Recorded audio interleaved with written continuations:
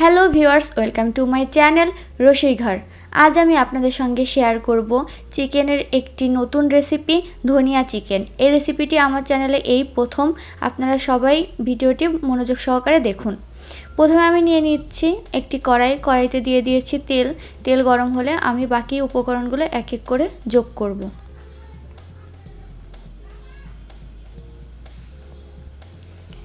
তেল গরম হয়ে গিয়েছে, এর মাঝে আমি দিয়ে দিচ্ছি পেঁয়াজ কুচি।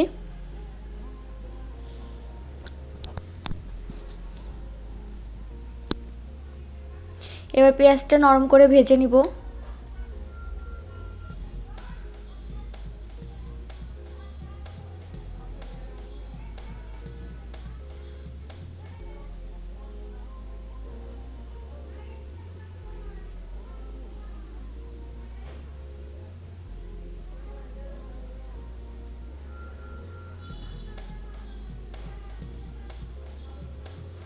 পেঁয়াজটা নরম হয়ে গিয়েছে, এবার এর মাঝে আমি দিয়ে দিব আদা রসুন বাটা।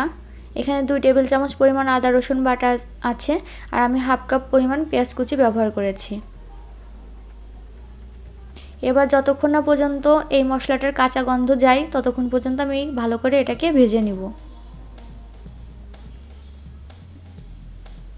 মশলাটাকে আমি লো ফ্লেমে ভালোভাবে নাড়াচাড়া করে রান্না করে নিচ্ছি।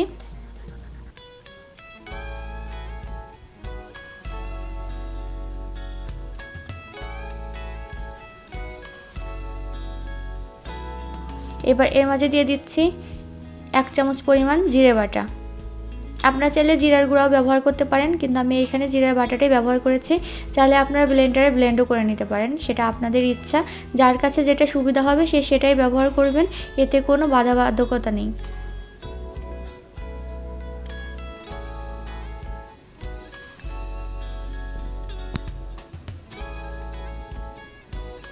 মশলাটা একসঙ্গে খুব ভালোভাবে ভাজা হয়ে যাচ্ছে।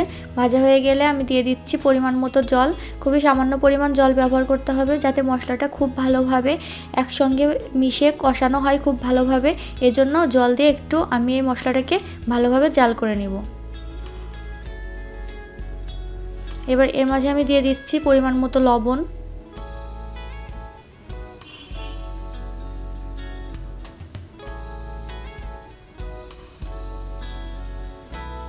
তেল উঠে আসা পর্যন্ত অপেক্ষা করবেন। যখন দেখবেন জল শুকিয়ে তেল উপরে উঠে এসেছে ততক্ষণ, তাহলে বুঝতে পারবেন যে আপনার এই মশলাটা ভালোভাবে কষানো হয়ে গিয়েছে।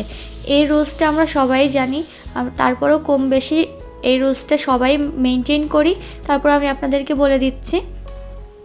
এবার আমি দিয়ে দিচ্ছি 250 গ্রাম থেকে একটু বেশি পরিমাণ মাংস।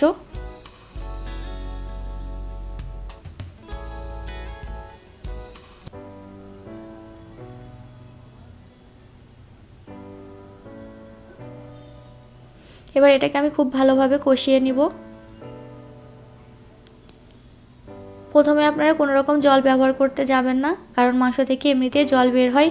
এইখানে আমি দিয়ে দিচ্ছি ধনিয়া পাতা, 1 মুঠো ধনিয়া পাতা, প্রয়োজন মতো কাঁচামরিচ এবং 1 স্লাইস আদা বাটা একসঙ্গে পেস্ট করে নিয়েছি। মানে 1 স্লাইস আদা দিয়ে একসঙ্গে ব্লেন্ড করে নিয়েছি ব্লেন্ডারে। আপনারা চাইলে পাটায় মিহি করে বেটেও নিতে পারেন। এবার এটাকে দিয়ে আমি খুব ভালোভাবে আবার কষিয়ে নিচ্ছি। মাংসে এক্সট্রা কোনো জল ব্যবহার করার দরকার নেই, এমনিতেই সিদ্ধ হয়ে যাবে। যেহেতু আমি এখানে ফার্মের মুরগি ব্যবহার করেছি, মাংসটা খুবই নরম থাকে। আপনারা যদি অন্য কোনো মাংস ব্যবহার করতে চান সেই ক্ষেত্রে আপনাদের জল লাগতে পারে, এক্ষেত্রে আমার জল লাগছে না।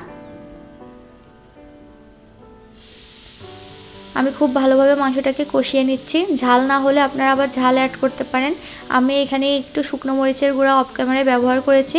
যখন আমি ক্যামেরাটা অফ ছিল তখন আমি এখানে টেস্ট করে এটা অল্প একটু ব্যবহার করেছি শুকনো মরিচের গুঁড়া, সেজন্য আমার কালারটা এরকম এসেছে। এবার এটাকে আমি চুলা বন্ধ করে 5 মিনিটের জন্য দমে রাখবো, যাতে ফ্লেভারটা খুব ভালোভাবে মাংসের ভেতরে ঢুকে যায়। তারপর আপনাদেরকে পরিবেশন করে দেখাচ্ছি। দেখতেই পেলেন কত সহজে, কত কম উপকরণ দিয়ে এই রেসিপিটা তৈরি করা যায়।